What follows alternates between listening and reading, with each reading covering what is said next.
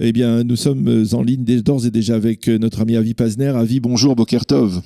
Bonjour, Boker Tov. Merci d'être avec nous ce matin pour nous aider à mieux comprendre un peu cette situation sans précédent, on peut le dire, dans la vie politique de l'État d'Israël, qui en a pourtant connu des situations rocambolesques. Moins d'un mois, je le disais, après la prestation de serment de la 21e Knesset, la Knesset a voté sa dissolution en première lecture. À votre avis, est-ce que l'on va de manière irrémédiable vers de nouvelles élections à 36 heures de la date butoir accordée par le premier président de l'État au Premier ministre pour former sa coalition gouvernementale? Bien, Daniel, irrémédiable, je ne dirais pas, mais de fortes possibilités, oui.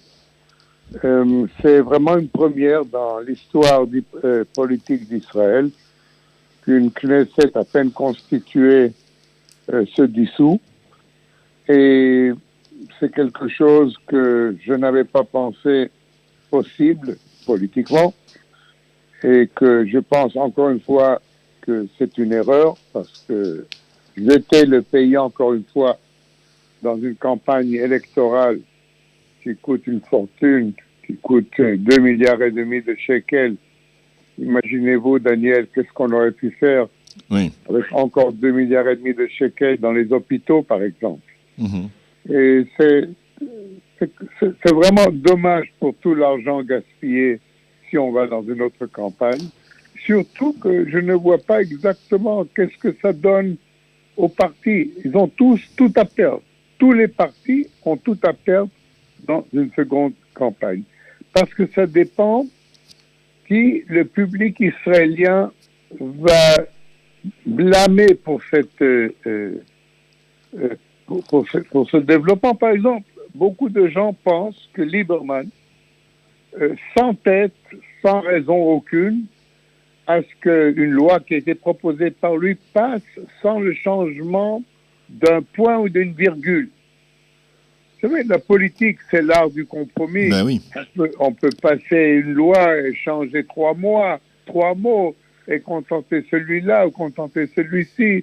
Donc, il y a beaucoup de gens qui voient en Lieberman le responsable de cette situation. D'autres, justement, voient le responsable comme étant Netanyahou, qui aurait pu aller chez le président Rivlin et lui dire dans 2 jours, voilà, je n'ai pas réussi à former un gouvernement, vous pouvez charger quelqu'un d'autre de le faire. Et il ne le fait pas. Au lieu de ça, il va aux élections. Donc, Avi, s'il l'avait fait, si Netanyahou avait fait cela, politiquement, c'était la fin de sa carrière? Pas forcément. Pas forcément. Parce qu'il aurait pu, encore une fois, mobiliser une coalition de 61 membres de la Knesset. Mais il perd à partir du moment, selon la loi, il perd le mandat. Si le président lui confie à un autre député le soin de former la coalition, il perd ce mandat. Ah oui, dans ce cas-là, bien sûr. Dans ce cas-là, il perd son mandat. C'est pour ça qu'il ne va pas chez le président pour rendre son mandat, mais préfère la dissolution de la Knesset qui lui laisse une chance. Mais vous savez... On ne sait pas, les élections, vous savez aussi bien que moi, Daniel. On sait comment on entre dans les élections et on ne sait pas comment on en sort. Et je ne vois pas ici ces 2 partis qui vont porter le blâme. Le Likoud et Lieberman peuvent très bien, les deux, perdre des voix dans ces élections parce que les gens en ont assez d'élections, de campagnes électorales et de votes, et ils peuvent très bien punir les partis responsables de cette situation. Avi, je voudrais vous poser une question. Comment on en est arrivé là? Comment lorsque le 9 avril au soir, ou dans la nuit du 9 au 10 avril, Binyamin Netanyahou est arrivé vainqueur triomphalement de ces élections pour la 21e Knesset, comment on est passé de ce succès électoral pour Binyamin Netanyahou à cet embroglio politique dans lequel le Premier ministre se retrouve? Est-ce que, à votre avis, Binyamin Netanyahou n'a pas géré cette période de 42 jours au cours de laquelle il pouvait former sa coalition de manière correcte, ou alors, et c'est une question que je vous pose également, à votre avis, est-ce que les affaires judiciaires le concernant ont un impact sur tout ce qui est en train de se produire dans la classe politique israélienne? C'est évident que les aspects juridiques qui le concernent ont un impact, c'est évident. Vous avez pu le savoir que lorsqu'on parlait jusqu'à quelques jours qu'on allait passer une loi d'immunité pour tous les membres de la Knesset, qu'on ait passé une loi contre la Cour suprême d'Israël, bien sûr. Et je crois que ici, Lieberman, qui connaît bien Netanyahou et qui connaît ses points forts et ses faiblesses, a décidé ou bien de le mettre à genoux avant de dire oui, ce qui est encore une possibilité. On a encore presque 48 heures. Ou bien alors, puisque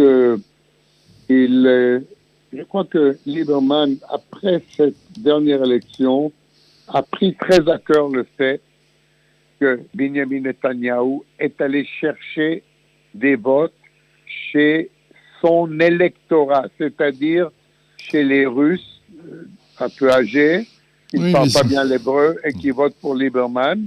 Oui. C'est ça l'électorat où il est l'électorat de Lieberman. C'est pas les grandes foules, l'électorat de Lieberman. L'électorat de Lieberman, la plupart écoutez, sont des Russes d'un certain âge. Je comprends, mais c'est totalement illogique. Lieberman, même si on ne peut pas toujours se référer au sondage, on l'a vu au cours avec les résultats des élections, Lieberman, durant toute la campagne, était donné en deçà du seuil d'éligibilité. On peut dire que c'est un miraculé de ces élections du 9 avril.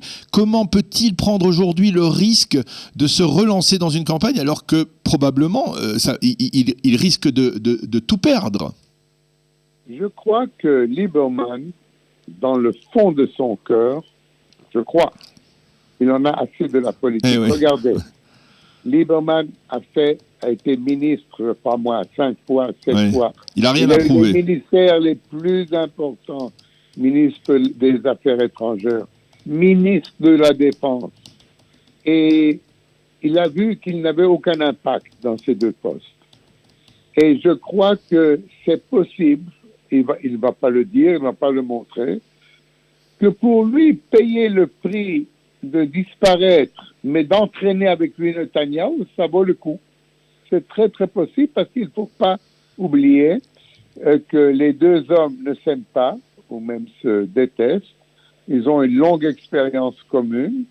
Lieberman peut très bien faire d'autres choses. On dit qu'il est très bon dans les affaires. Il peut commencer à faire des affaires.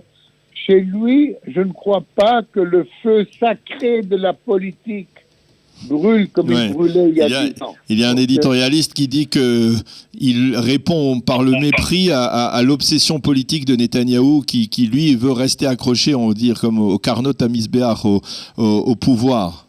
Oui, bien sûr. Je ne sais pas. J'ai pas lu cet éditorial, mais je connais bien les deux hommes. Je connais très bien les deux hommes. Et Lieberman a une approche beaucoup plus légère à la politique. Et Netanyahou, lui, est obligé maintenant de continuer à cause de ses affaires judiciaires. Il est obligé de continuer. C'est possible que lui aussi en aurait assez. Mais lui, il est dans une situation où il est obligé de continuer pour essayer d'échapper aux poursuites judiciaires. Tandis que Lieberman peut se dire, j'ai 65 ans, j'ai fait tous les ministères, maintenant j'en ai assez, je veux faire quelque chose d'autre. Alors, je vous ai posé une autre question. Comment Benjamin Netanyahou lui-même en est arrivé là? Alors qu'il était le grand vainqueur des élections, que s'est-il passé pendant ces 42 jours qui ont apparemment été dépensés sans calcul, sans vouloir faire fructifier cette victoire électorale? Non, je ne crois pas. C'est vraiment le grand vainqueur de ces élections.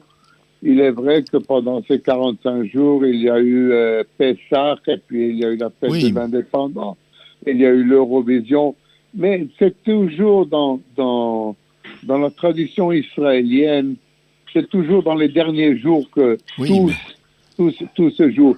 Et tout simplement, il a heurté un rocher qui s'appelle Lieberman. C'est tout. C'est seulement avec Lieberman que ça peut se passer. Et Lieberman a déjà prouvé, la dernière fois, en 2015, qu'il est capable de dire non à la dernière minute et de ne pas entrer au gouvernement. Mais la différence entre 2015 et 2019, en 2015, Bibi avait 61 voix sans Lieberman et pouvait faire passer son gouvernement, tandis que maintenant, il n'en a que 60. Et si Lieberman vote contre, le gouvernement ne passe pas. Donc, je ne crois pas qu'il a fait une erreur. Je ne crois pas que Benjamin Netanyahu a fait une erreur. C'est dans la meilleure des traditions israéliennes que pendant les premiers 28 jours, on parlote, on dit, on se rencontre, on rigole, on se raconte des blagues. Et le travail sérieux ne commence que dans les 2 dernières semaines des négociations. C'est pour ça que moi, personnellement, j'ai toujours pensé qu'il ne faut pas donner aux politiciens 28 jours et 14 jours. Ouais. Donnons-leur 14 jours, 21 jours, et voilà, qu'ils travaillent, qu'ils fassent. Non, là, c'est ce qui s'est passé, et je crois que c'est une surprise aussi pour Netanyahou. C'est tout simplement que Lieberman peut-être a décidé qu'il en a assez, on ne peut pas savoir, qu'il en a assez, qu'il ne veut pas, et que si lui, il en a assez, il va faire couler Netanyahou avec lui. Eh bien, Avi Pazner, merci beaucoup de nous avoir éclairé, de nous avoir donné votre avis sur cette situation. Je pense qu'on aura l'occasion, en tout cas, de se reparler, je ne sais pas si prochainement, mais en tout cas, si effectivement des élections devaient intervenir, eh bien, cela aurait bien entendu un impact sur l'ensemble de la vie en Israël, la vie politique et la vie, on peut dire, sociale en Israël.